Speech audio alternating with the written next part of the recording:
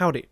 Today we're taking a look at Takara Tomy Transformers Legends Grand Maximus and Hasbro Transformers Titans Return Fortress Maximus. These figures are Generation-style interpretations of their original Generation 1 counterparts. Only Grand Maximus comes with accessories, those being his sword. The sword breaks up into 3 pieces, one of which, the very tip that is, can be wielded by his headmaster. Starting off small, here is Emissary and Gran, and, I think they're perfectly good for Titan Masters. They're pretty small, as you will see later, but I do prefer the paint that they added to the arms of Gran. Here's how Emissary and Gran scale with Black Zarak's Titan Master. Here's how Emissary and Gran scale with Fans Toys Thorn. Moving up a scale, here is Fortress Maximus's Headmaster Cerebros and Grand Maximus's Transtector Grand. And you can start to see the difference in the Hasbro versus Takara Tomy treatment.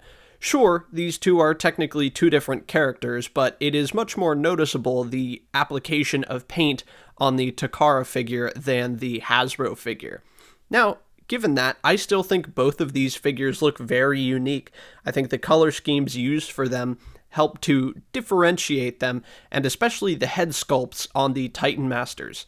I really like the visor and mouth plate of Cerebros, and I really appreciate the extra detail that they put into the face sculpt on Grand. I think both of these figures look really good, and I also like the sword that they gave Grand. Another feature both of these figures have is lights and sounds.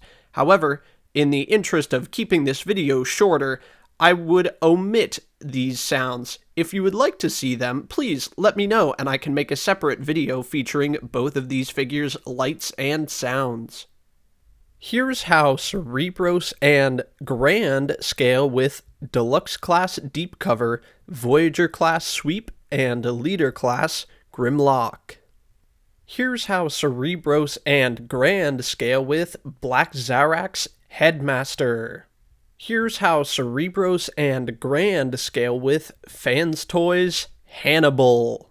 And without further ado, here they are, Fortress Maximus and Grand Maximus, or as I like to refer to them, the brothers Maximus. And I think they look amazing together.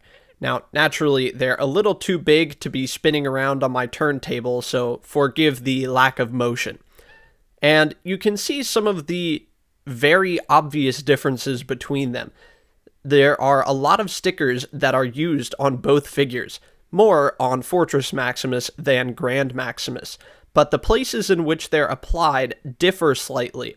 For example, on the turrets on the legs, Fortress Maximus has bars that run up and down the length of the barrels, while Grand Maximus uses silver accent pieces along the back. And honestly, I think both of these applications look really good. It's interesting to see that despite the reuse and repaint of the figure, they actually ended up using different sticker placements on Grand Maximus. You will see a few more of these later in the review.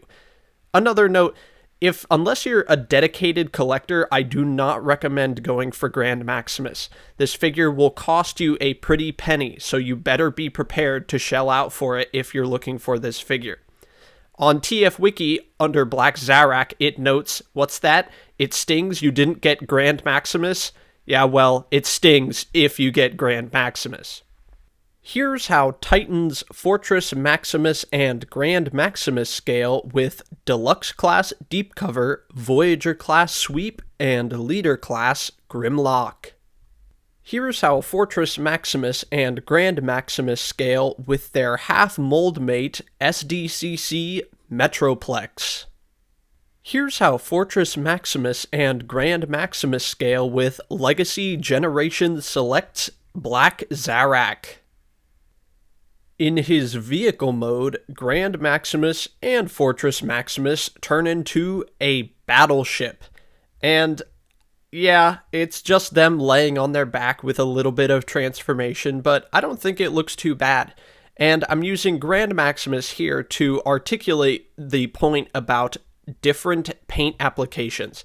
Here on this figure, you can see these beautifully painted blue windows along the central tower, as well as the Autobot logo tampographed on there. It's one of the few locations that is an actual tampo as opposed to a sticker. And again, yes, it's just them laying down on their back, but I don't think this is too bad of a mode. Here's how Battleship mode scales with Deluxe Class Deep Cover, Voyager Class Artfire, and Leader Class Laser Optimus Prime. And of course, what is a city former without its city mode? Here is Fortress Maximus in his city mode, and I'm not gonna lie, it's a little disappointing. Now, granted, I didn't grow up with the original Generation 1 toy, but the original toy turned into a much more convincing city. While I wouldn't say this is exactly bad, it's certainly not nearly the level of creativity that they managed to squeeze out of the original toy, which was basically a block with arms and legs. I mean, seriously, it's kind of disappointing. However, on an interesting note, this figure I actually bought lower than MSRP when it was brand new. I walked into a Target one day and found it $50 off because somebody had bought it, put the stickers on it, and returned it. I don't know why, but whoever you are, thank you. I got such a good deal on this figure. Oh yeah, and the city mode, it's still kind of meh. Here's how City mode scales with Deluxe Class Deep Cover, Voyager Class Artfire, and Leader Class Laser Optimus Prime. I hope you've enjoyed this brief look at Fortress Maximus and Grand Maximus. If there are any other figures you'd like me to take a look at next, leave a comment down below. And as always, I'm Leo, reminding you that plastic toys don't belong in plastic prisons. See you next time.